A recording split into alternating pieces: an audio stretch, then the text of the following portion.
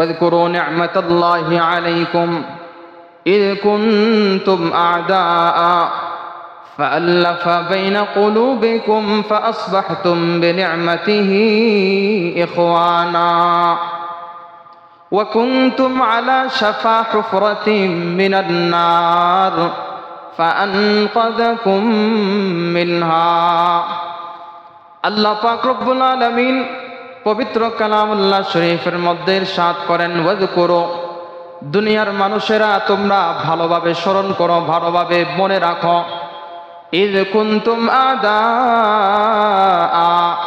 তোমরা পরস্পরের সম্পর্ক ছিল শত্রুতার সম্পর্ক, একজন আরেকজনকে দেখতে পারতা না, এক ভাই আরেক ভাইকে আরেক ভাইয়ের চেহারাকে সহ্য করতে পারতো না, স্বামী স্ত্রীকে দেখতে ভালো লাগতো না, সন্তান তার পিতামাতাকে দেখলে ভালো লাগে না। পারস্পরিক সম্পর্কটা ছিল আদা, পারস্পরিক সম্পর্ক ছিল শত্রুতাপূর্ণ। ফাআল্লাফা বাইনা কুলুবিকুম, এই যে পারস্পরিক শত্রুতার সম্পর্ক ছিল, আল্লাহ পাক রব্বুল আলামিন তোমাদেরকে একটা নিয়ামত দান করেছেন। কি নিয়ামত দান করেছেন? আল্লাহ পাক রব্বুল আলামিন বলেন, ফাআল্লাফা বাইনা কুলুবিকুম, আমি তোমাদের অন্তরগুলোকে একটার সাথে আরেকটার মধ্যে জোড়া লাগায়া দিলাম, এক অন্তরের সাথে আরেক অন্তরের সম্পর্ক স্থাপন করে দিলাম। ফাআল্লাফা বাইনা কুলুবিকুম ফাআসবাহতুম বিনিআমাতিহি ইখওয়ানা। আল্লাহ পাক রব্বুল আলামিন বলেন, কেমন সম্পর্ক স্থাপন করে দিলাম? আল্লাহ বলেন, ফাআসবাহতুম বিনিআমাতিহি ইখওয়ানা, তোমরা এক মায়ের সন্তান নও, তারপরও বিশ্বের এমন জায়গায় আছো অপর মুসলমানের সাথে তোমার কোনো সম্পর্ক নাই, কিন্তু অপর মুসলমান বিপদের মধ্যে পড়ে গেছে, অপর মুসলমান কোনো হাজত দেখা দিয়েছে, আরেক মুসলমানের অন্তরের মধ্যে কম্পন সৃষ্টি হয়ে গেছে, আমার মুসলমান ভাই বিশ্বের এক প্রান্তের মধ্যে কষ্ট পাচ্ছে, আমার জন্য তার কষ্টে আমিও কষ্ট পাচ্ছি। আরেক মুসলমান ভাই অনেক কষ্টের মধ্যে জর্জরিত, আরেক মুসলমান বিভিন্ন বিপদের মধ্যে পড়ে আছে, খাবার দাবারের অনাহারের মধ্যে কাটতেছে, আহার পারতে পাইতেছে না, এমন কষ্টের মধ্যে জীবন যাপন করতেছে। আল্লাহ রাব্বুল আলামিন বলেন, তোমাদের অন্তরগুলোকে আমি জোড়া লাগায় দিলাম। কেমন জোড়া লাগাইলাম? আরেক মুসলমানের কষ্ট দেখে তোমার মধ্যেও কষ্ট জাগে, আরেক মুসলমানকে কিভাবে তুমি বিশ্বের অন্য প্রান্ত থেকে সাহায্য করবা, সহযোগিতা করবা, সেই চেষ্টার মধ্যে তুমি পড়ে যাও। ইসলাম, আল্লাহ পাক রব্বুল আলামিন ইসলামের মাধ্যমে এই ভ্রাতৃত্বের বন্ধন সৃষ্টি করে দিলেন। ইয়ারমুকের যুদ্ধের সময় মুসলমানরা কয়েকজন আহত হয়ে গেল। এক মুসলমান যখন আহত হয়ে গেল, আহত হওয়ার পরে পানি বলে ডাক দিল, আলমা, আমার পানি দরকার, খুব তৃষ্ণা লেগেছে, পানি দাও। আরেক ভাই দৌড়ে আসলো, আমার এক মুসলমান ভাইয়ের পানি দরকার। যখন পানি নিয়ে ওই ব্যক্তির কাছে আসলো, আসার পরে দেখে আরেক ভাই ওই ব্যক্তির দিকে তাকাইলো, যেই ব্যক্তি পানি চাইলো তার দিকে, করুণার দিকে তাকাইলো, বুঝতে পারলো আমার চাইতে মনে হয় তার তৃষ্ণা বেশি পেয়েছে, এই জন্য বলল, ভাই আমার পানির প্রয়োজন নাই, যাও তাকে নিয়ে পানি দাও। এবার তার কাছে দ্বিতীয় ব্যক্তির কাছে পানি নিয়ে গেল, পানি নেওয়ার পরে তৃতীয় আরেক ব্যক্তি দ্বিতীয় ব্যক্তির দিকে করুণার নজরে তাকাইলো। দ্বিতীয় ব্যক্তি মনে করলো আমার চাইতে মনে হয় তার পিপাসা বেশি লেগেছে, যাও যাও পানির পেয়ালাটা নিয়ে তার কাছে চলে যাও, তাকে পানি দাও। তৃতীয় ব্যক্তির কাছে পানি নিয়ে যাওয়ার আগেই দেখা গেল তৃতীয় ব্যক্তির নিঃশ্বাস দুনিয়া থেকে চলে গেল, তৃতীয় ব্যক্তি শাহাদত বরণ করলো। দৌড়ে আসলো দ্বিতীয় ব্যক্তি যে পানি চেয়েছিল তার কাছে, গিয়ে দেখে দ্বিতীয় ব্যক্তি সেও তৃষ্ণার কারণে, পিপাসার যন্ত্রণা ভুগতে ভুগতে সেও দুনিয়া থেকে শাহাদত বরণ করে চলে গেল। এবার চিন্তা করলো, ওই যে প্রথম যেই ব্যক্তি আমার কাছে পানি চেয়েছিল তার কাছে চলে যায়, দেখি তার কি অবস্থা। প্রথম ব্যক্তির কাছে পানি নিয়ে আসলো, দেখে যে একে একে করে ওই ব্যক্তিও তৃষ্ণার কারণে দুনিয়া থেকে চলে গেছে। ওয়াতাসিমু বিহাবলিল্লাহি জামিআন ওয়া লা তাফাররাকু واذكروا نعمة الله عليكم إذ كنتم أعداء فألف بين قلوبكم فأصبحتم بنعمته إخوانا وقال رسول الله صلى الله عليه وسلم من ستر مسلما ستره الله في الدنيا والآخرة صدق الله مولانا العظيم وصدق رسوله النبي الكريم পুরো দেশের বিভিন্ন প্রান্তরে বিশেষ করে চট্টগ্রাম বিভাগের মধ্যে বন্যার কারণে মানুষ বিভিন্ন জনদুর্ভোগের মধ্যে পড়ে গেছে। মানুষের স্বাভাবিক চলাফেরা বিঘ্নতা ঘটতেছে। মানুষের বসবাসের ভিটাগুলো পানির তলে চলে গেছে। মানুষের জিনিসপত্র আসবাবপত্র এমনকি গবাদি পশু এগুলোকেও পানিতে ভাসিয়ে দিতে বাধ্য হচ্ছে। এমন এক মুহূর্তের মধ্যেও আল্লাহ রাব্বুল আলামিন আমাদেরকে স্বাভাবিকভাবে চলাফেরার সুযোগ করে দিয়েছেন। আল্লাহ রাব্বুল আলামিন আমাদের জান মাল হেফাজত করেছেন। এজন্য আমরা আবারও মহান রব্বে করিমের দরবারে শুকরিয়া আদায় করি আলহামদুলিল্লাহ। পাশাপাশি তাদের জন্য আল্লাহ পাক রব্বুল আলামিনের কাছে কায় মনোবাক্যে দোয়া করি, আল্লাহ পাক রব্বুল আলামিন তাদেরকে যেই বিপদ দিয়েছেন এই বিপদ থেকে তাদেরকে আল্লাহ রব্বুল আলামিন উদ্ধার করেন এবং এই বিপদকে আল্লাহ পাক রব্বুল আলামিন তাদের গুনাহ মোছার মাধ্যম হিসেবে আল্লাহ তাআলা কবুল আর মঞ্জুর করেন।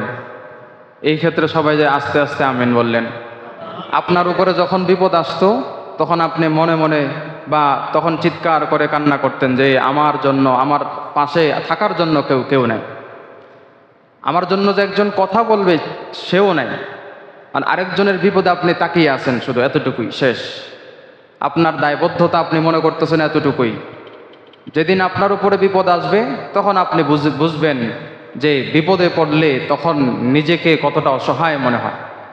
এই বিপদ আল্লাহ রাব্বুল আলামিন কাউকে পরীক্ষা স্বরূপ দেন, কাউকে মর্যাদা বৃদ্ধির জন্য দেন। কেন দেন সেটা আল্লাহ তাআলার ইচ্ছা। আল্লাহ তাআলা যাকে যেই জন্য ইচ্ছা করেন তাকে সেই কারণে বিপদে ফেলেন।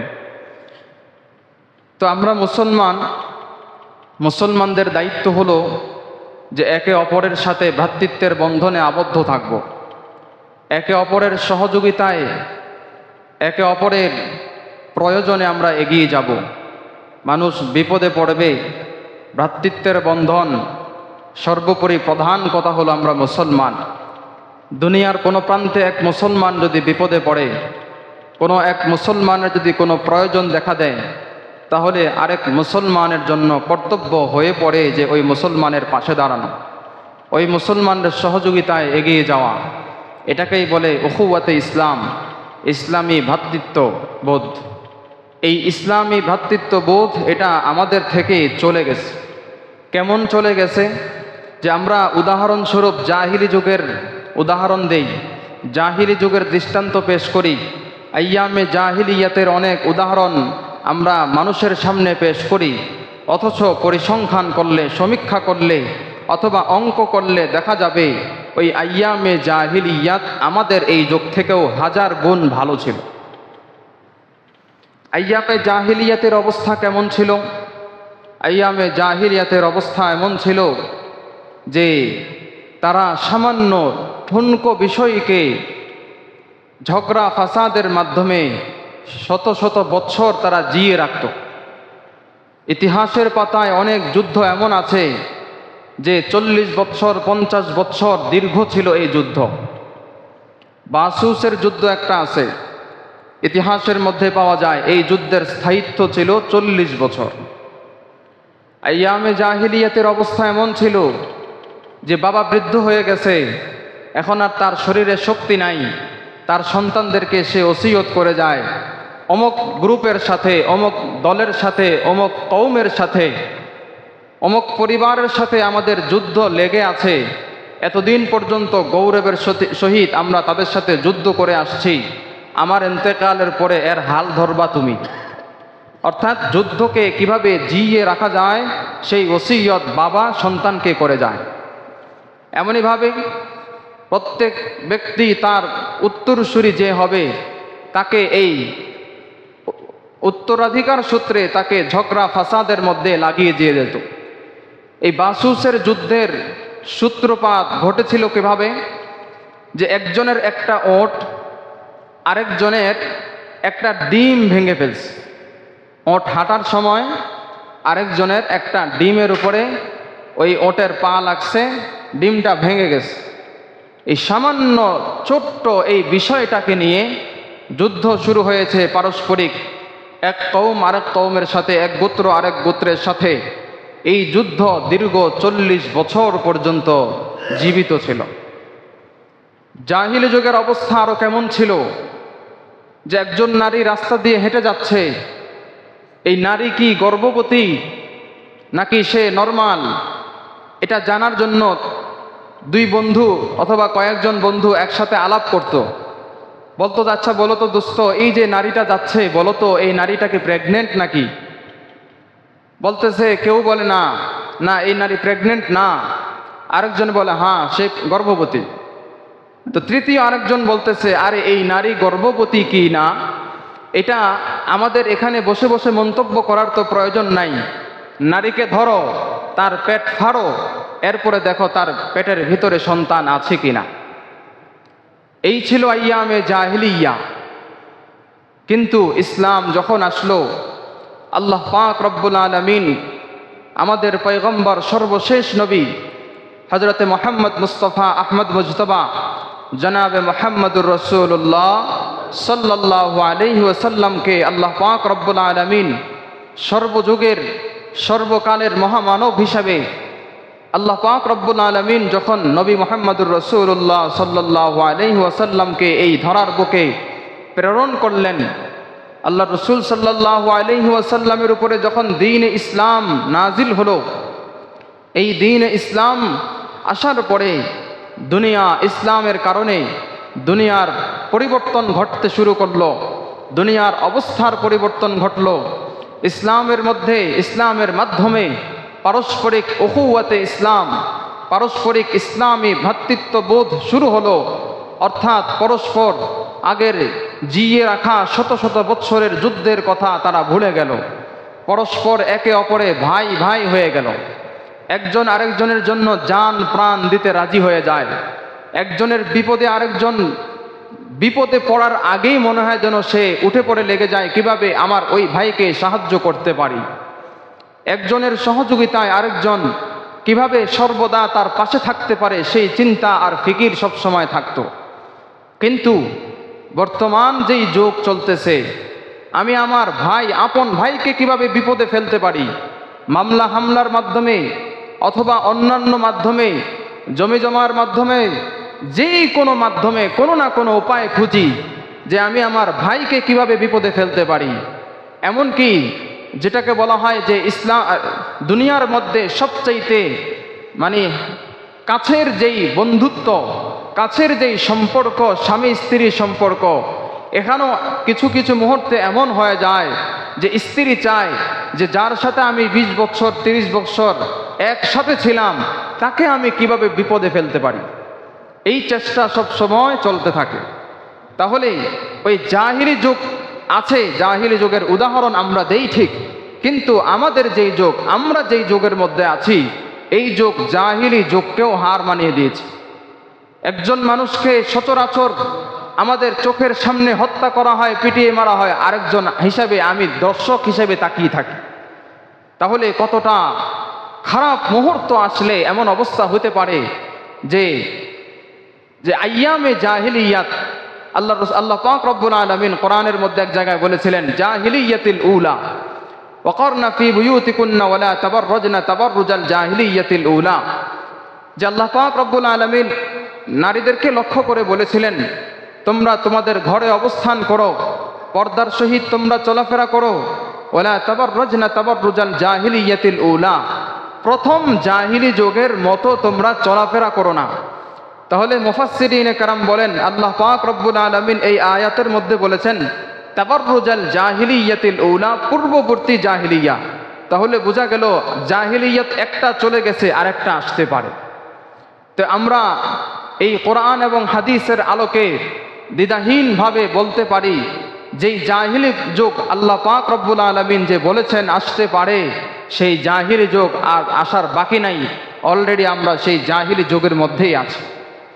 আল্লাহ পাক রব্বুল আলামিন আমাদেরকে ইসলামী ভ্রাতৃত্বের যেই বন্ধন, ইসলামের মাধ্যমে যেই সূচনা হয়েছিল, সেই ইসলামী ভ্রাতৃত্ববোধ, উখুওয়াতে ইসলাম, সেটা আজকে আমাদের থেকে প্রায় বিলুপ্ত হয়ে গেছে। পারস্পরিক সম্পর্ক, একেবারে ভাই ভাই সম্পর্ক, ভাই বোনের সম্পর্ক, এগুলো যে গুরুত্বপূর্ণ একটা সম্পর্ক ছিল, এই সম্পর্কগুলো আস্তে আস্তে দুর্বৃত হয়ে যাচ্ছে। স্বামী স্ত্রীর সাথে সম্পর্কগুলো কেমন জানি ভঙ্গুর হয়ে যাচ্ছে। পিতামাতার সাথে সম্পর্কগুলো কেমন জানি নষ্ট হয়ে যাচ্ছে। একজন ভাই আরেক ভাইয়ের সাথে সম্পর্ক কেন জানি তৃতীয় আরেক ব্যক্তির কারণে সমস্যার মধ্যে পতিত হচ্ছে। সর্বদিক থেকে যদি আমি তাকাই, তাহলে এমন হয়ে গেল যে আমি কার সাথে বন্ধুত্ব করব, এটা চিন্তাও করতে হয় আমাকে কয়েকবার, যে আমি কার সাথে মিশবো, কার সাথে চলবো। না জানি আমি তার সাথে চলাফেরা করে আমি বিপদের মধ্যে পড়ে যাই। না জানি আমি আমার স্ত্রীর সাথে আজকে ঘুমালে আমি সকালে উঠতে পারি কিনা। এমন এক অবস্থার মধ্যে আমার দিনাতিপাত হচ্ছে। উখুওয়াতে ইসলাম, ইসলামী ভ্রাতৃত্বের যেই বন্ধন, সেটা আজকে আমাদের থেকে একদম চলে গেছে। আইয়ামে জাহিলিয়াতের মধ্যে যেই ভ্রাতৃত্বের বন্ধন, আল্লাহ পাক রব্বুল আলামিন ইসলাম ধর্মকে প্রেরণ করার মাধ্যমে আমাদেরকে যেই ভ্রাতৃত্বের বন্ধনের উজ্জ্বল দৃষ্টান্ত দেখিয়েছিলেন, সেটা আজকে আমাদের থেকে বিলুপ্ত হয়ে গেছে। ইসলাম আসার পরে কেমন ভ্রাতৃত্বের বন্ধন ছিল, কোরআনের মধ্যে আল্লাহ পাক রব্বুল আলামিন বলেন, ওয়াযকুরু নি'মাতাল্লাহি আলাইকুম ইয কুনতুম আ'দাআ فألف بين قلوبكم فأصبحتم بنعمته إخوانا وكنتم على شفا حفرة من النار فأنقذكم منها। আল্লাহ পাক রব্বুল আলামিন পবিত্র কালামুল্লাহ শরীফের মধ্যে ইরশাদ করেন, ওয়াযকুরু, দুনিয়ার মানুষেরা তোমরা ভালোভাবে স্মরণ করো, ভালোভাবে মনে রাখো, ইয কুনতুম আ'দাআ, তোমরা পরস্পরের সম্পর্ক ছিল শত্রুতার সম্পর্ক। একজন আরেকজনকে দেখতে পারতা না। এক ভাই আরেক ভাইয়ের চেহারাকে সহ্য করতে পারত না। স্বামী স্ত্রীকে দেখতে ভালো লাগতো না। সন্তান তার পিতামাতাকে দেখলে ভালো লাগে না। পারস্পরিক সম্পর্কটা ছিল আ'দাআ, পারস্পরিক সম্পর্ক ছিল শত্রুতাপূর্ণ। ফাআল্লাফা বাইনা কুলুবিকুম, এই যে পারস্পরিক শত্রুতার সম্পর্ক ছিল, আল্লাহ পাক রব্বুল আলামিন তোমাদেরকে একটা নিয়ামত দান করেছেন। কি নিয়ামত দান করেছেন? আল্লাহ পাক রব্বুল আলামিন বলেন, ফাআল্লাফা বাইনা কুলুবিকুম, আমি তোমাদের অন্তরগুলোকে একটার সাথে আরেকটার মধ্যে জোড়া লাগায়া দিলাম। এক অন্তরের সাথে আরেক অন্তরের সম্পর্ক স্থাপন করে দিলাম। ফাআল্লাফা বাইনা কুলুবিকুম ফাআসবাহতুম বিনি'মাতিহি ইখওয়ানা। আল্লাহ পাক রব্বুল আলামিন বলেন, কেমন সম্পর্ক স্থাপন করে দিলাম? আল্লাহ বলেন, ফাআসবাহতুম বিনি'মাতিহি ইখওয়ানা, তোমরা এক মায়ের সন্তান নও, তারপরও বিশ্বের এমন জায়গায় আছো অপর মুসলমানের সাথে তোমার কোনো সম্পর্ক নাই, কিন্তু অপর মুসলমান বিপদের মধ্যে পড়ে গেছে, অপর মুসলমান কোনো হাজত দেখা দিয়েছে, আরেক মুসলমানের অন্তরের মধ্যে কম্পন সৃষ্টি হয়ে গেছে।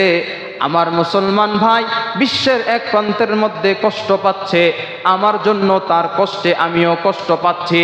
আরেক মুসলমান ভাই অনেক কষ্টের মধ্যে জর্জরিত, আরেক মুসলমান বিভিন্ন বিপদের মধ্যে পড়ে আছে।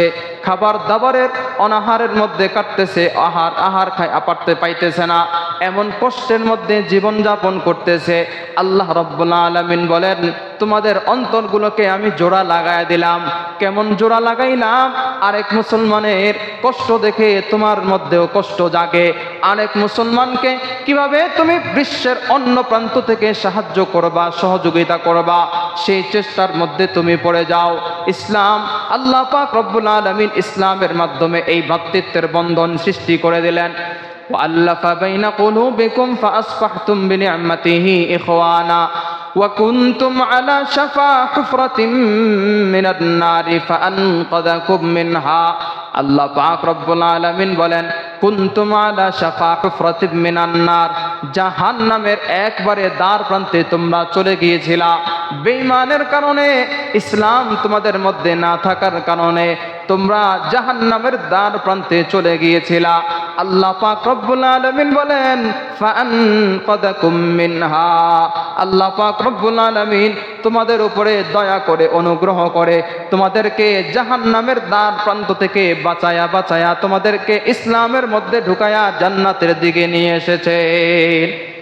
ইসলাম কেমন ভ্রাতৃত্বের বন্ধন ছিল, এক মুসলমান আরেক মুসলমানের জন্য কেমন টান ছিল। ভারতের মধ্যে, সিন্ধু প্রদেশের মধ্যে এক মুসলিম বোনের আহাজারি শুনে ওই যে আরব কান্ট্রি থেকে শত শত মাইল পার হয়ে মোহাম্মদ বিন কাসিম চলে এসেছিল সিন্ধু প্রদেশের মধ্যে একজন মুসলমান বোনের ইজ্জত রক্ষার জন্য।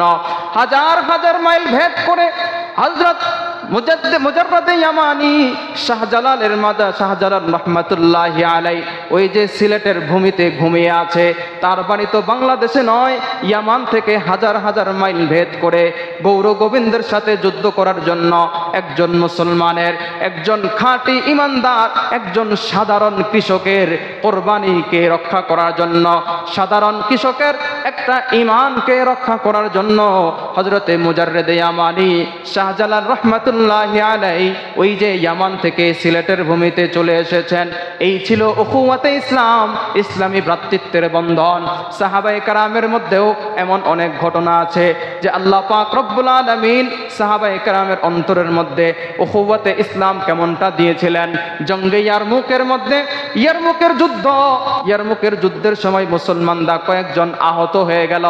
এক মুসলমান যখন আহত হয়ে গেল, আহত হওয়ার পরে পানি বলে ডাক দিল, আলমা, আমার পানি দরকার, খুব তৃষ্ণা লেগেছে, পানি দাও। আরেক ভাই দৌড়ে আসলো, আমার এক মুসলমান ভাইয়ের পানি দরকার। যখন পানি নিয়ে ওই ব্যক্তির কাছে আসলো, আসার পরে দেখে আরেক ভাই ওই ব্যক্তির দিকে তাকাইলো, যেই ব্যক্তি পানি চাইলো তার দিকে, করুণার দিকে তাকাইলো, বুঝতে পারলো আমার চাইতে মনে হয় তার তৃষ্ণা বেশি পেয়েছে, এই জন্য বলল, ভাই আমার পানির প্রয়োজন নাই, যাও তাকে নিয়ে পানি দাও। এবার তার কাছে দ্বিতীয় ব্যক্তির কাছে পানি নিয়ে গেল। পানি নেওয়ার পরে তৃতীয় আরেক ব্যক্তি দ্বিতীয় ব্যক্তির দিকে করুণার নজরে তাকাইলো। দ্বিতীয় ব্যক্তি মনে করলো আমার চাইতে মনে হয় তার পিপাসা বেশি লেগেছে, যাও যাও পানির পেয়ালাটা নিয়ে তার কাছে চলে যাও, তাকে পানি দাও। তৃতীয় ব্যক্তির কাছে পানি নিয়ে যাওয়ার আগেই দেখা গেল তৃতীয় ব্যক্তির নিঃশ্বাস দুনিয়া থেকে চলে গেল। তৃতীয় ব্যক্তি শাহাদত বরণ করলো। দৌড়ে আসলো দ্বিতীয় ব্যক্তি যে পানি চেয়েছিল তার কাছে, গিয়ে দেখে দ্বিতীয় ব্যক্তি সেও তৃষ্ণার কারণে, পিপাসার যন্ত্রণা ভুগতে ভুগতে সেও দুনিয়া থেকে শাহাদত বরণ করে চলে গেল। এবার চিন্তা করলো, ওই যে প্রথম যেই ব্যক্তি আমার কাছে পানি চেয়েছিল তার কাছে চলে যায়, দেখি তার কি অবস্থা। প্রথম ব্যক্তির কাছে পানি নিয়ে আসলো, দেখে যে একে একে করে ওই ব্যক্তিও তৃষ্ণার কারণে দুনিয়া থেকে চলে গেছে। এই ছিল উখুওয়াতে ইসলাম, ইসলামী ভ্রাতৃত্ব। আরেকজন, আজকে আমার সামনে আরেকজন বিপদের মধ্যে পড়ে যায়, না খেয়ে থাকে, আমি দেখি, আমি অট্টালিকার মধ্যে আলিশান ভাবে আমি জীবনযাপন করতেছি, আর আমার প্রতিবেশী আমার কাছে থাকে, আমার পাশেই ঘুমায়, তার যে অবস্থা, তার দিকে তাকানোরও আমার সময় হয়, তার দিকে তাকানোর সুযোগই হয় না। অথচ মদিনার মধ্যে ঘটনা আছে, মদিনার মধ্যে এক দরিদ্র পরিবার, একদম দরিদ্র, তার সহায় হিসেবে তার কাছে একটা ছাগলের মাথা ছিল, যে সে রান্না করার জন্য তার কাছে শুধুমাত্র একটা ছাগলের মাথা ছিল।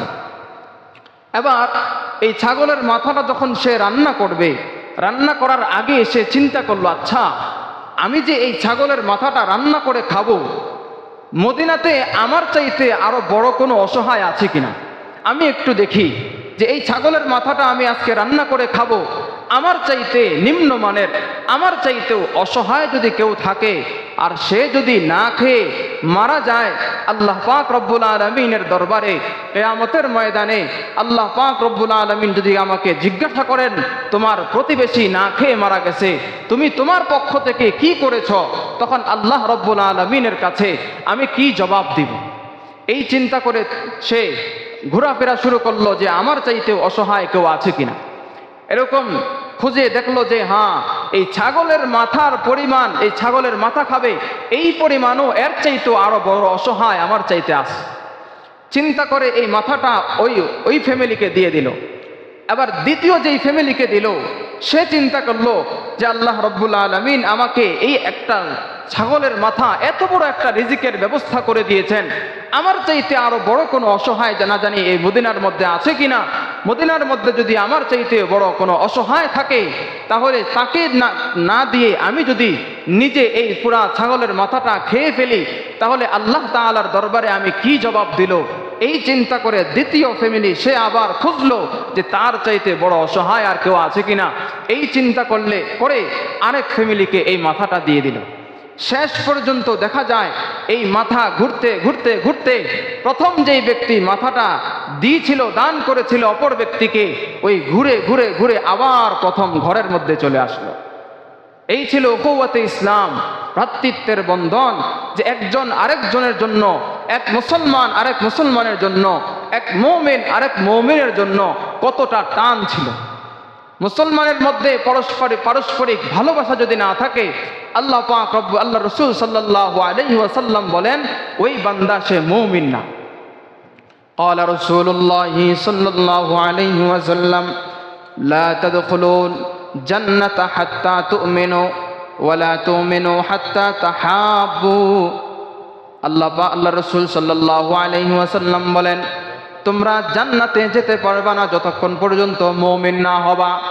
এবার আল্লাহ রাসূল বলেন, তোমরা পরিপূর্ণ মুমিন হতে পারবে না যতক্ষণ না তোমরা একজন আরেকজনকে, এক মুসলমান আরেক মুসলমানকে, এক মুমিন আরেক মুমিনকে ভালো না বাসবা। ওয়ালা তাহাব্বু, আর তোমাদের মধ্যে একজনের সাথে আরেকজনের পারস্পরিক মহাব্বত তৈরি হবে না। আল্লাহর রাসূল বলেন, আওয়ালা আদুল্লুকুম আলা শাই, আমি কি তোমাদেরকে এমন কোন জিনিসের কথা বলে দেব না, এমন কোন আমলের কথা বলে দেব না, যে আমল যদি তোমরা পারস্পরিক করো, যে আমলের চর্চা যদি তোমাদের পারস্পরিক হয়ে যায়, তাহলে আল্লাহ পাক রব্বুল আলামিন তোমাদের পারস্পরিক, তোমাদের একের মধ্যে আরেকজনের মধ্যে মহাব্বত তৈরি করে দিবেন। আল্লাহ রাসূল সাল্লাল্লাহু আলাইহি ওয়াসাল্লাম বলেন, এক নাম্বার আফশুস সালাম বাইনাকুম, তোমরা পরস্পর একজনকে সালাম দাও, সালাম দাও, সালামের প্রচার ঘটাও, তাহলে তোমাদের মধ্যে পারস্পরিক মহাব্বত তৈরি হবে। আমাদের তো এখন এমন অবস্থা যে সালাম কাকে বলে সেটাও জানি না, আবার সালাম কিভাবে দিতে হবে ওইটা তো আরো আগেই জানি না। সালামকুম, আসসালামু আলাইকুম, আসসালামু আলাইকুম, আরো কত ধরনের সালাম যে আছে, এগুলোকে সালাম তো হলো আসসালামু আলাইকুম, আল্লাহ তাআলা আপনার উপরে শান্তি বর্ষিত, আপনার উপরে শান্তি বর্ষণ করো, দোয়া করলাম। কিন্তু আমি যদি আসসালামু আলাইকুম, এর অর্থ হলো আপনি তাড়াতাড়ি মারা যান। তাহলে বলেন, আমি আপনার শান্তি চাইলাম নাকি আপনার অশান্তি চাইলাম? মানে আমি আপনার জন্য দোয়া করতে গিয়ে আমি দুনিয়া থেকে আপনাকে বিদায় করে দেওয়ার দোয়া করলাম। তাহলে এই জন্য পারস্পরিক মহাব্বত তৈরি হবে। এরকম অনেক আমল আছে। এক নম্বর আল্লাহ রাসূল সাল্লাল্লাহু আলাইহি ওয়াসাল্লাম বলেন, আফশুস সালাম বাইনাকুম, তোমরা পারস্পরিক মহাব্বত তৈরি হবে এমন আমল এক নম্বর হলো আফশুস সালাম, সালাম দাও। শুধু সালাম দাও বলে নাই, আল্লাহ রাসূল বলছেন আফশুস সালাম, সালামের প্রচার করো, প্রচার অর্থাৎ তুমি এমনভাবে সালাম দিবা যে ইসলামের মধ্যে কিছু বিধান আছে যে সালাম কে কাকে দিবে, আদব আছে। এখন তুমি বড় হিসেবে ছোটকে সালাম দিবা, এটা আদব নয়। আদব হলো ছোট বড়কে সালাম দিবে। এখন ছোট আমাকে সালাম দিচ্ছে না, এখন আমি গাল ভুলায় বললাম বেয়াদব, আমাকে সালাম দিতেছে না, মুরব্বি দেখে বুঝে না, কিছু না, সালাম টালাম কিছু দেয় না। আবার অনেক সময় আমরা যখন ছাত্র ছিলাম তখন অনেক মুরব্বিকে এমন দেখতে দেখা যায় মাদ্রাসায় পড়ে এরপরও সালাম দেয় না, হুজুররা কি শিখায়? হ্যাঁ, কিছু শিখায় না। মাদ্রাসাগুলোর মধ্যে কি চলে, কি শিখায়, সালাম কালাম দেয় না, মুরব্বী দেখে মুরব্বী বুঝে না। তো আপনি মুরব্বী, আল্লাহ রসুল বলেন আফসুস সালাম বাইনাকুম, তুমি সালামের প্রচার করো, তোমার মাধ্যমে যাতে করে ওই যে ছোট বাচ্চাটা শিখে, তোমার মাধ্যমে যদি ওই মাদ্রাসার শিক্ষক, ওই মাদ্রাসার ছাত্র, সে তার এটা ভুলে গেছে, তার দেওয়া দরকার, তো তাকে তুমি শিক্ষা দাও, তুমি শিখাও, ভদ্রভাবে তুমি বলো। তুমি কেন তাকে বেয়াদব বলে তাকে বেয়াদব বানিয়ে দিয়েছো? তাহলে আফসুস সালাম, সালাম দাও না, বরং সালামের প্রচার করো, একজন আরেকজনের সহিত সালামের প্রচার করো। স্বামী স্ত্রীকে সালাম দাও, স্ত্রী স্বামীকে সালাম দাও, সন্তান বাবা মাকে সালাম দিবে। এখন সন্তান যদি বাবা মাকে সালাম না দেয়, তুমি বাবা মা হিসেবে সন্তানকে সালাম দাও। কয়েকদিন পরে সন্তান বাবা মার থেকে সালাম শুনতে শুনতে পরে লজ্জায় পড়ে হলো বাবা মাকে সালাম দিবে, এমনিতে তো সে শিখে যাবে। তাহলে আমি তাকে শিখাবো। আল্লাহ রসুল এটাই বলেছেন আফসুস সালাম, তুমি সালামের প্রচার করো, সালাম তোমার মাধ্যমে যাতে করে প্রচার হয়, তোমার মাধ্যমে যাতে করে সমাজের মধ্যে এই সালামের প্রচার ঘটে। তাহলে যতজন এই আমল করবে ততজনের আমলের সওয়াব তোমার মধ্যেও যেতে থাকবে। আল্লাহ পাক রব্বুল আলামিন আমাদেরকে তৌফিক দান করেন। তাহলে ইসলামের মধ্যে এই যে ভ্রাতৃত্বের বন্ধন, এটা ভ্রাতৃত্বের বন্ধন তৈরি করা কতটা গুরুত্বপূর্ণ আল্লাহ পাক রব্বুল আলামিন কোরআনের মধ্যে বলেন, ওয়া'তাসিমু বিহাবলিল্লাহি জামিআন ওয়া লা তাফাররাকু। আল্লাহ পাক রব্বুল আলামিন বলেন ওয়া'তাসিমু বিহাবলিল্লাহি জামিআ, তোমরা আল্লাহ তাআলার রজ্জুকে, আল্লাহ তাআলার রশ্মিকে, অর্থাৎ আল্লাহ তাআলার এই যে ভ্রাতৃত্বের বন্ধনের যে আবদ্ধ হওয়া, যে একটা রশি তোমাদেরকে দান করেছেন, এই রশিটাকে, এই রজ্জুটাকে তোমরা মজবুতভাবে পাকড়াও করো। ওয়ালা তাফাররাকু, তোমরা এটা থেকে বিচ্ছিন্ন হও না, তোমরা পারস্পরিক পার্থক্য নির্ণয় করো না, পারস্পরিক বিভেদ করো না, পারস্পরিক ভেদাভেদ করো না। তাহলে কি হবে? অন্য আয়াতের মধ্যে বলেন ফাতাশালু ওয়া তাযহাবা রিহুকুম, তোমাদের শক্তি কমে যাবে, শক্তি কমে যাবে। বেঈমানরা তোমাদের উপর আক্রমণ করবে। তোমাদের মুসলমানদের মধ্যে পারস্পরিক সংহতি না থাকলে, পারস্পরিক তোমাদের মধ্যে শক্তি, তোমাদের একজন আরেকজনকে সাপোর্ট না দিলে, সহযোগিতা না করলে, একসাথে না থাকলে, যেরকম ভাবে বাঘ একজন যখন ছাগলের পাল থেকে একটা ছাগল যদি ওই পাল থেকে ছুটে যায়, বাঘ যেরকম তার উপর আক্রমণ করে, মুসলমান তোমরা যদি একসাথে না থাকো তাহলে তোমাদের উপরে বাঘের থাবা আসবে। তখন আমেরিকা তোমাদের উপর আক্রমণ করবে, মায়ানমার তোমাদের উপর আক্রমণ করবে, ভারত তোমাদের উপর আক্রমণ করবে। তোমাদের একত্ববোধ থাকবে না, তোমাদের মধ্যে একতা থাকবে না, তোমাদেরকে বাঘের মধ্যে ছিঁড়ে খাবলে খাবে। এজন্য ওয়া'তাসিমু বিহাবলিল্লাহ জামিআন ওয়া লা তাফাররাকু, আল্লাহ বলেন তোমরা মুমিন, একবারে পুরা বিশ্বের সমস্ত মুমিন, ই'তাসিমু বিহাবলিল্লাহ, আল্লাহ তাআলার মজবুত রশিকে তুমি পাকড়াও করো। আমার মধ্যে পারস্পরিক বিভিন্ন মতভেদ থাকতে পারে, থাকবে, কিন্তু উখুওয়াতে ইসলাম, আমি মুসলমান, এই মুসলমান হিসেবে আমার এই রশিকে মজবুতভাবে পাকড়াও করতে হবে। আপনারা দেখেন যে এই যে ফিলিস্তিনের মধ্যে আক্রমণ হচ্ছে বারবার, এই ফিলিস্তিনের মধ্যে অন্যান্য সমস্ত মুসলমান কান্ট্রি থেকে সংহতি প্রকাশ করা হয়, সাহায্য করা হয়, কিন্তু ইরান এটা যদিও বেঈমানদের কাছে মুসলিম কান্ট্রি, কিন্তু ইসলামের মধ্যে তারা কতটুকু আছে এটা নিয়ে ইখতিলাফ আছে। এই কারণে আমাদের কাছে যদিও তারা পরিপূর্ণ, কেউ কেউ পরিপূর্ণ মুমিন না, শিয়াদের মধ্যে অনেক বিভিন্ন দল আছে, ফেরকা আছে, এজন্য ফিলিস্তিনকে যেরকম ভাবে সহযোগিতা করে বা সংহতি জানায়, ইরানকে ওইরকম ভাবে মানে একবারে সচরাচর বা এই সার্বক্ষণিক তাদেরকে যে একটা সহযোগিতা সার্বিকভাবে, এইটা যদিও সমস্ত দেশ থেকে হয় না, কিন্তু ওই যে তারা যে ইরানের উপর আক্রমণ করছে, তারা তো এইভাবে আক্রমণ করছে, ওরা মুসলমানদেরকে নিঃশেষ করতে হবে, ওরা শিয়া এইটা আমরাই না বুঝি। তাহলে ইসলামের ক্ষেত্রে, উখুওয়াতে ইসলামের ক্ষেত্রে আমরা এক হব। মাযহাব ভিন্ন হতে পারে, আমাদের মতবাদ ভিন্ন হতে পারে, ভিন্নতার দিক থেকে ভিন্ন, কিন্তু ইসলামের রশিকে আমাদেরকে মজবুত করতে হবে। বেঈমানদের সাথে আমাদের মোকাবেলা হবে। আমি মুসলমান, আমার পরিচয় মুসলমান, পুরা বিশ্বের সমস্ত দুনিয়ার মুসলমান, আমার পরিচয় থাকবে আমি এক। এজন্য আল্লাহ পাক রব্বুল আলামিন বলেন ওয়া'তাসিমু বিহাবলিল্লাহি জামিআন ওয়া লা তাফাররাকু। যদি এই একত্ববোধ না থাকে তাহলে কি হবে? আল্লাহ পাক রব্বুল আলামিন বলেন ওয়ালা তাকুনু কাল্লাযীনা তাফাররাকু ওয়াখতালাফু মিন বা'দি মা জাআহুমুল বায়িনাত। আল্লাহ পাক রব্বুল আলামিন বলেন ওয়ালা তাকুনু, তোমরা হয়ো না, কাল্লাযীনা তাফাররাকু, যারা বিচ্ছেদ হয়ে গেছে, বিভেদ করে ফেলেছে, কাল্লাযীনা তাফাররাকু ওয়াখতালাফু মিন বা'দি মা জাআহুমুল বায়িনাত ইহুদি নাসারা তাদের কাছে আল্লাহ পাক রব্বুল আলামিনের পক্ষ থেকে বিভিন্ন দলিল আসার পরেও, আল্লাহ পাক রব্বুল আলামিনের পক্ষ থেকে বিভিন্ন নবী রাসূল আসার পরেও তারা পারস্পরিক বিভেদ করেছে। এই জন্য তাদের মধ্যে বিভেদ তৈরি করার কারণে আল্লাহ পাক রব্বুল আলামিন তাদেরকে ধ্বংস করে দিয়েছেন। তাদের বিভেদের কারণে তারা নিজেরাই ধ্বংস হয়ে গিয়েছে।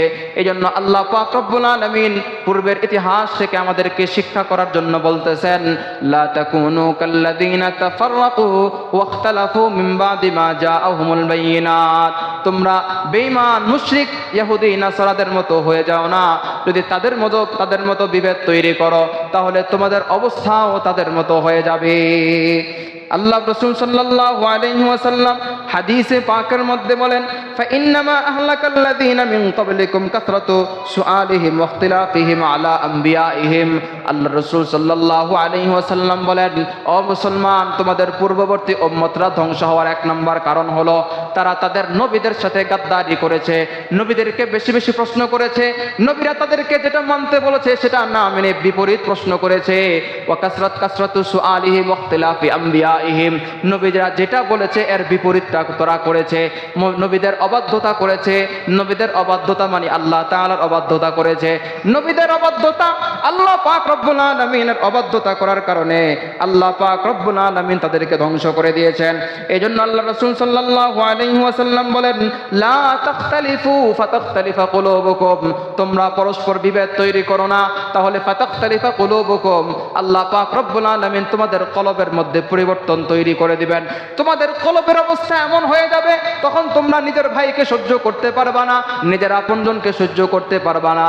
নিজের আপনজনকেও শত্রু মনে হবে, নিজের ভাইকে শত্রু মনে হবে, নিজের সন্তানকে শত্রু মনে হবে, নিজের প্রতিবেশীকে শত্রু মনে হবে, নিজের দেশবাসীকে শত্রু মনে হবে, নিজের বিরোধী পক্ষকেও শত্রু মনে হবে। এজন্য আল্লাহ পাক রব্বুল আলামিন বলেন, ওয়া আতিউল্লাহ ওয়া রাসূলাহু ওয়া লা তানাযাউ ফাতাফশালু ওয়া তাযহাবা রিহুকুম ওয়া আতিউল্লাহ ওয়া রাসূলাহু। এ মুমিনরা, তোমরা আল্লাহ তাআলার ইতাআত করো, ওয়া রাসূলাহু, তার রাসূলের ইতাআত করো, ওয়া লা তানাযাউ, পারস্পরিক বিচ্ছিন্ন হয় না, পারস্পরিক বিভেদ তৈরি করো না, পারস্পরিক ইখতিলাফ তৈরি করো না। আল্লাহ পাক রব্বুল আলামিন বলেন, তাহলে বিপদ কি? ফাতাখশালু ওয়া তাযহাবা রিহুকুম, তোমাদের ধৈর্য, তোমাদের শক্তি কমে যাবে। ওয়া তাযহাবা রিহুকুম, তোমাদের পাওয়ার একদমই চলে যাবে।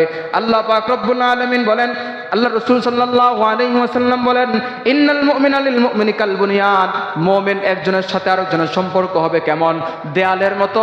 দেয়ালের মধ্য থেকে যদি একটা ইট যদি ছুটে যায় তাহলে দেয়ালের যেরকম কাঠামো দুর্বল হয়ে যায়, মুমিন যদি পারস্পরিক সমস্ত মুমিন যদি একতাবদ্ধ থাকতে না পারে, সমস্ত মুমিন যদি একে অপরের সহযোগিতায় এগিয়ে না আসে, সমস্ত মুমিন যদি একজন আরেকজনের বিপদে এগিয়ে না আসে, তাহলে আল্লাহ রাসূল সাল্লাল্লাহু আলাইহি ওয়াসাল্লাম বলেন, ওই যে দেয়ালের মতো অবকাঠামো তোমাদেরও দুর্বল হয়ে যাবে। এজন্য আল্লাহ পাক রব্বুল আলামিন, আল্লাহ রাসূল সাল্লাল্লাহু আলাইহি ওয়াসাল্লাম আমাদেরকে মুসলমানদের যে উখুওয়াতে ইসলাম, ভ্রাতৃত্বের যে বন্ধন আছে, মুসলমানদের মধ্যে পারস্পরিক যে হক আছে, আমার উপরে অপর মুসলমানের যে হক, অন্য মুসলমানের উপর আমাদের যে হক, আল্লাহ পাক রব্বুল আলামিন, আল্লাহ রাসূল সাল্লাল্লাহু আলাইহি ওয়াসাল্লাম এই হকগুলোকে, এই অধিকারগুলোকে, অপর মুসলমানের অধিকারকে আদায় করার জন্য আল্লাহ পাক রব্বুল আলামিন আদেশ করেছেন। আল্লাহ রাসূল সাল্লাল্লাহু আলাইহি ওয়াসাল্লাম আমার উপরে অন্য মুসলমানের উপর আমার হক, আমার কি হক আছে, অন্য মুমিনের উপর আমার কি হক আছে, আবার আমার উপরে অন্য মুমিনের কি হক আছে, বিস্তারিত হাদিসের মধ্যে আল্লাহ রাসূল সাল্লাল্লাহু আলাইহি ওয়াসাল্লাম বলেছেন। এক নাম্বার হাদিস, আল্লাহ রাসূল সাল্লাল্লাহু আলাইহি ওয়াসাল্লাম বলেন, আল মুসলিমু আখুল মুসলিম লা ইয়াজলিমুহু ওয়া লা ইউসলিম। এক মুসলমান আরেক মুসলমানের ভাই, তো মুসলমানের ভাই হিসেবে লা ইয়াজলিমুহু, এক মুসলমান আরেক মুসলমানের উপরে কোনো জুলুম করতে পারে না, এক মুসলমান আরেক মুসলমানের উপরে কোনো নির্যাতন করতে পারে না, একজন তো আরেকজনের উপরে নির্যাতন করতে পারে না। এমন যদি হয় যে আমি তার সাথে কুলাইয়া পারতাছি না, এবার তাকে কি করব? তার শত্রু হয়ে তার শত্রুর সাথে তাকে দেখা সাক্ষাৎ করায় দিব, তাকে বিপরীত পক্ষ, তার বিপক্ষ যারা তাদের সাথে তাকে সাক্ষাৎ করায় দিব, তাকে ধরায় দিব, তাকে হামলার মাধ্যমে তাকে সুপর্দ করে দিব। ওয়ালা ইউসলিমুহু, মুসলমানের দায়িত্ব হলো লা ইউসলিমুহু, এক মুসলমান আরেক মুসলমানের উপরে জুলুম করতে পারে না। ওয়ালা ইউসলিমুহু, এক মুসলমান আরেক মুসলমানকে বিপদের দিকে ঠেলে দিতে পারে না। এমন অবস্থা আমাদের মধ্যে চলে যে তার উপরে তাকে কয়া তা হাতে পারবো না, তোর বাদে মারবো, তো কেমনে করে যে তাকে সরাসরি আক্রমণ করে না, তার উপরে বিভিন্ন তাকে পায়তারা করে, তাকে বিভিন্ন হামলার মাধ্যমে তাকে শ্বশুর বাড়িতে পাঠায় দেয়। শ্বশুর বাড়িতে মানে কি জেলখানায় পাঠায় দেয়। তো এরকমভাবে তাকে বিভিন্নভাবে তাকে হয়রানি করে। এরকমও গেছে আমাদের আলেম সমাজের মধ্যে বিগত দিনের মধ্যে আমরা দেখেছি, এখন এগুলো বের হচ্ছে যে দুই একজন ওরা নামে আলেম, ওরা সমাজের মধ্যে বড় বড় আলেম ঠিক, কিন্তু তারা শত শত আলেমদেরকে তারা এই বিপদের দিকে ঠেলে দিয়েছে। তাহলে সে তো আল্লাহ রসুল সাল্লাল্লাহু আলাইহি ওয়াসাল্লামের এই হাদিসের ভাষ্য অনুযায়ী সে মুসলমানের কাতারেই পড়ে না, তাকে আলেম পরিচয় কিভাবে দিতে পারে? আল্লাহ রসুল সাল্লাল্লাহু আলাইহি ওয়াসাল্লাম অন্য হাদিসের মধ্যে বলেন, মুসলমান পারস্পরিক সম্পর্ক কেমন হবে? মাসালুল মুমিনিনা ফি তাওয়ারুসিহিম ওয়া তারাহুমিহিম ওয়া তাআতুফিহিম। আল্লাহ রসুল বলেন, মুমিন এক মুমিন আরেক মুমিনের ক্ষেত্রে, সহযোগিতার ক্ষেত্রে, সহমর্মিতার ক্ষেত্রে একে অপরের সাথে সম্পর্ক কেমন হবে? আল্লাহ রসুল বলেন, মাসালুল জাসাদ, শরীরের মতো হবে। অর্থাৎ পুরা দুনিয়ার সমস্ত মুসলমানের একটা শরীর, শরীরের এই জায়গায় যদি ব্যথা পায়, তাহলে যদি একটু চোট লাগে, যদি একটু আঘাতপ্রাপ্ত হয়, তাহলে পুরা শরীরে যেরকম ব্যথা লাগে, আল্লাহ রসুল বলেন মুমিনের সম্পর্ক, সারা মুমিন পুরা মুসলমানের সাথে সম্পর্ক এমন হবে, সারা বিশ্বের এক কর্নারের মধ্যে একজন মুমিন আক্রান্ত হয়েছে, একজন মুমিন বিপদে পড়েছে, একজন মুমিন আমার সহযোগিতা চেয়েছে, আমার শরীরের মধ্যে ব্যথা তৈরি হয়ে যাবে যে আমার আরেক মুমিন, আরেক মুসলমান ভাই বিপদে পড়ে গেছে, তাকে কিভাবে আমি সহযোগিতা করতে পারি, এই বিপদ থেকে তাকে কিভাবে উদ্ধার করতে পারি। আল মুমিনুনা কাজাসাদিন ওয়াহিদ ইন ইশতাকা আইনুহু ইশতাকা কুল্লু ওয়া ইন ইশতাকা রাসু ইশতাকা কুল্লু। আল্লাহ রাসূল আর হাদিসের মধ্যে বলেন, পুরা মুমিন, পুরা মুসলমান একটা শরীরের মতো। যদি তার চোখ ব্যথা লাগে, তাহলে তার যেরকম পুরা শরীর আক্রান্ত হয়ে যায়, ব্যথিত হয়ে যায়, তাহলে মুমিনের অবস্থাও এমন হবে যে সামান্য এক জায়গায় সামান্য একজন মুসলমান আক্রান্ত হলে তার বিপদে এগিয়ে আসা। এজন্য আমাদের অবস্থা এমন হয়ে গেছে যে পারস্পরিক সম্পর্ক খুব ভঙ্গুর অবস্থা। এক মুমিনের সাথে আরেক মুমিনের সম্পর্ক খুবই খারাপ, এক আপন ভাইয়ের সাথে ভাইয়ের সম্পর্ক খুবই খারাপ, মা বাবার সাথে ছেলে মেয়ের সম্পর্ক খুবই খারাপ। এমন অবস্থা চলে যে আমি আরেক মুসলমানকে মুসলমান তো মনে করব, তাকে মানুষই মনে করি না।